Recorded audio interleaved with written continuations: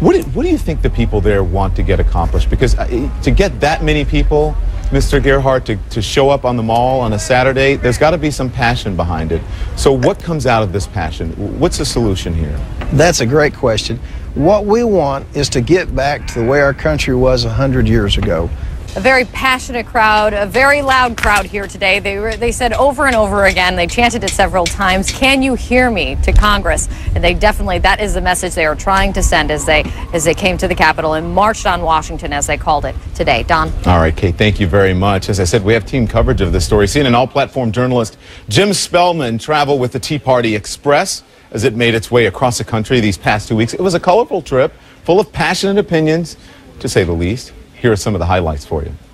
An everyday Tea Partier is an American citizen that is frustrated with the direction the country's going. We are truly concerned about the heartbeat of our country. They're taking our liberties away. It's tyranny. It's a Gestapo-type tactic. There's too much involvement in the government. We can take care of ourselves. I didn't vote for him, but I didn't necessarily have anything against what he was saying. You know, he gets into office and it's like all the things that I was kind of afraid of really happen.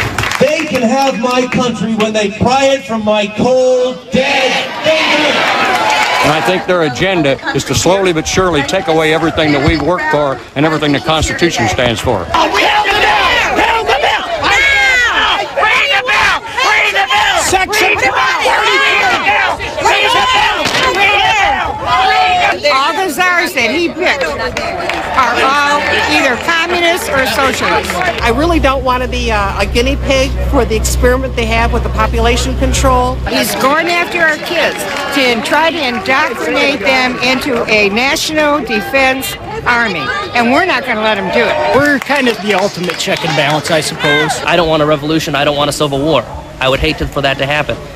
But it is a possibility. It's there as an option, as a last resort, should our government turn on its own people. That's just a sampling of what our Jim Spellman heard as he rode along with the Tea Party Express, and he joins me now from Washington. You see him there. Was that the most extreme of what you heard, or was it pretty typical?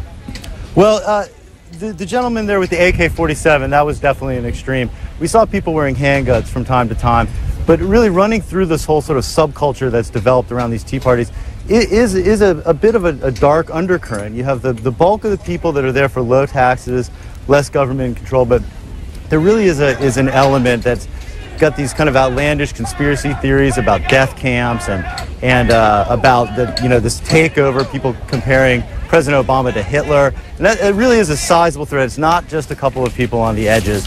One of the big questions, will be, can this movement go forward while maintaining this kind of element on the edges?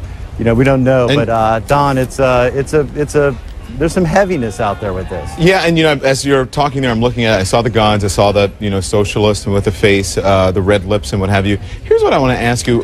At the Tea Parties or these rallies that you have been going to, do you ever see any people there who are explaining what's actually in the bill to the people at the rallies?